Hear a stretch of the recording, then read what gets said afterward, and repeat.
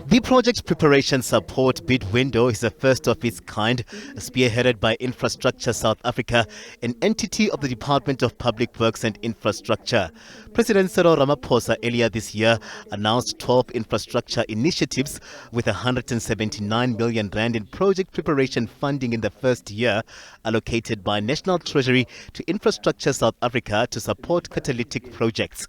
The minister says the bids will build on this. The bid window we are announcing today is open to submissions from national and provincial government departments, state-owned entities, municipalities, and private sector players with public sector support. It will allow us to turbocharge infrastructure investment by ensuring that projects are not only well prepared, but also attract the necessary funding to get off the ground. The focus is on large-scale projects, those that are valued at 1 billion rand and above. Infrastructure South Africa is 3 years in and has encouraged bidders to support proposals with a window expected to close on the 6th of December. Selected projects will benefit from comprehensive project preparation assistance, including funding, financial structuring support, with the process and guidelines outlined on the entity's website. Projects that are going to be considered for onboarding by Infrastructure South Africa are projects that will inject private sector financing and private sector support. So PPPs, like you've said, by their nature, of course, because they are called public-private partnerships, they do inject private sector participation. Blended finance candidate projects, these are projects that in the main require some level of fiscal allocation to de-risk these projects, but the rest of the funding requirements for those projects get to be leveraged and crowded in from private sector players. The country has seen underinvestment in infrastructure, with efforts like Operation Vulindlela set up to open up opportunities. There's still concerns about the prevalence of the construction mafia phenomena, which has disrupted projects. If we are going to create that certainty and sustainability in infrastructure projects and financing, we need to be able to give the private sector guarantees that their investment is safe, that their projects will be delivered on time and on budget. There are, of course, a number of very difficult conversations and issues that we need to deal with, particularly around what some might call the set-aside rule, the 30% that has been hijacked and captured by the construction mafia, and there's no small or medium enterprise development or work being done, and so they are really losing out. So we need to address that. And on the 19th of November, we'll be holding a national construction summit in eThekwini, where we're all going to come around the table. We're going to have MECs from around the province. We'll have the National Police Commissioner, National Police Minister, other role players in the construction industry, and we are going to come up with a common plan, a common agreement, and then most importantly a program of action on how to implement that so that we are able to protect investment. The infrastructure bid window process is set to form part of the policy and regulatory changes in a bid to rapidly turn South Africa into a construction site for economic growth and large-scale job creation. The officials are hopeful that bid window 1 will help turbocharge infrastructure investment in South Africa, with the emphasis being on the 6th of December deadline. The minister is also hopeful that the construction summit next month will address concerns of the mafias, with the successful bidders expected to be announced at next year's Sustainable Infrastructure Development Symposium. Katlego Norodi, SABC News in Sandton. Right, let's expand the conversation. Chris Campbell, who's the CEO of Consulting Engineers South Africa, CESA, joins us now. A very good evening to you. Thank you so much for your time, Chris. We heard the Minister speaking about how this move represents an important moment and an evolution in the work of Infrastructure South Africa. What does it mean for your membership base, which I know is made up of companies offering an entire range of consulting engineering services? Yeah, and good evening, Paul, and good evening to your viewers. Certainly, this is very welcome news, and there's a lot of excitement in the industry. I have to admit that this is not the first time that this process has had some pronouncements. In its infancy, when Infrastructure South Africa was at first established, that was always the premise upon which it had been established. And I'm happy to share that even back then, we, as an industry, Consulting Engineers South Africa, had been offering advice to the then head through the head and through the other people coordinating the various streams in that program. It is made up of various streams.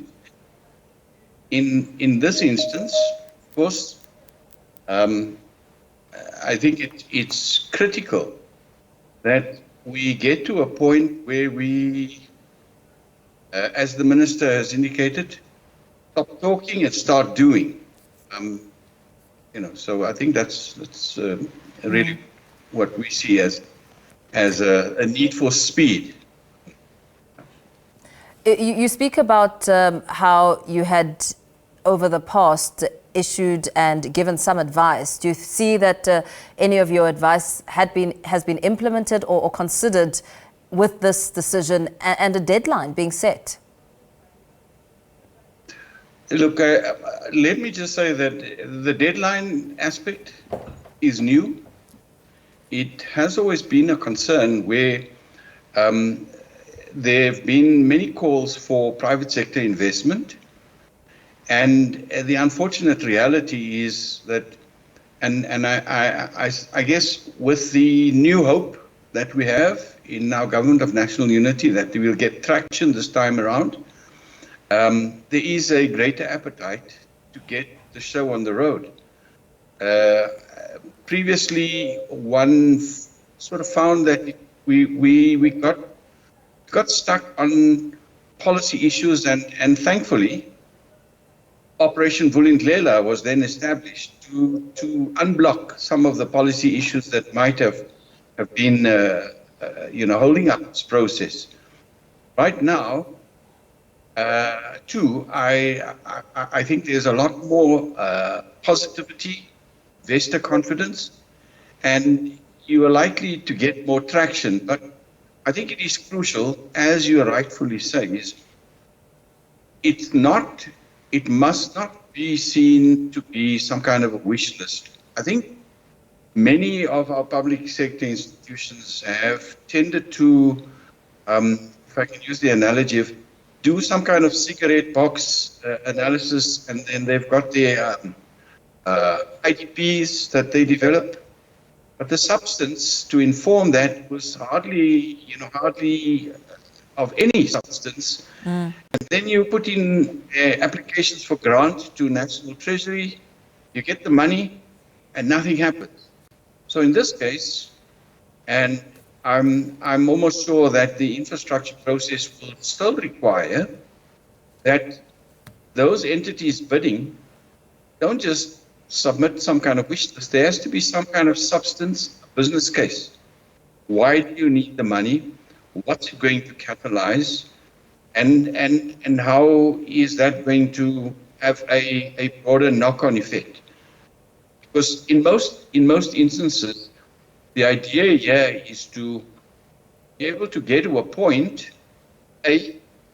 where you can put in place bulk services, water, wastewater, electricity supply, roads, that make it feasible then for some developer to make a mega investment in a large mixed-use development scheme, which includes housing and the rest. In fact, as you asked those questions, we heard that the focus will be around projects that will contribute significantly to the GDP in terms of growth, job creation, supporting South Africa's global competitiveness, localization and all sorts, and that that they transfer fiscal risk away from the public sector from the public sector, of course, and of course that in itself speaks to some of the questions and the criteria that has been set out, and how you're saying that you want it to be implemented in a way that will resonate with moving forward.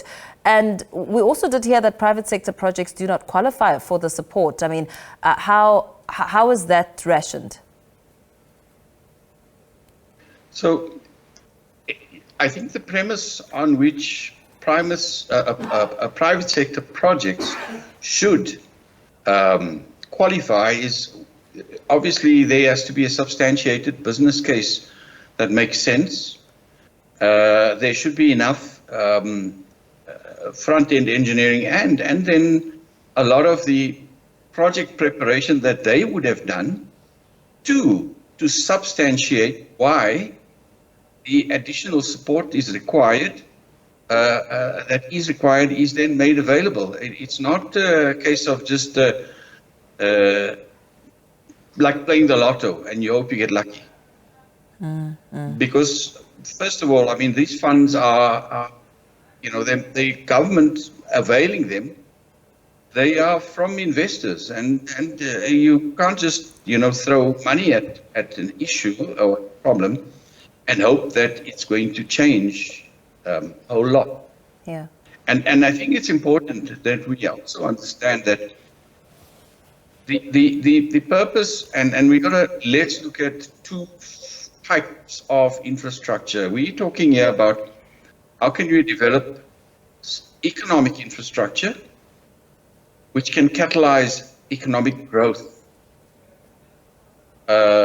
Roadways, roads, rail. If we get the rail up and running, if we can get our fiber rolled out, many of those are crucial so that we can boost tourism, we can boost trade, all of the above. And in parallel with that, then the investment that then gets derived from that it adds to our GDP and will make our social infrastructure more affordable. And perhaps very lastly, as I yes. cut you short, I do apologize for that. The issue of the construction mafia is one that came up, and we know the challenges around it and the uncertainty it creates in government's ability to develop or even deliver projects on time. What are your thoughts around that? Well, I think, truth be told, it's high time we nip this in the bud, because, unless we do that, it is going to be a stumbling block. And I believe that communities benefit from these projects, should be brought on board, become part of the solution, and collaboratively with law enforcement, let's look at how can you root out people who have actually no interest in the benefits to the communities or the economic growth of this country. And unfortunately, there's and I believe Minister Tunu is doing a lot to try and address this issue in support of the aspirations expressed by Minister Macpherson.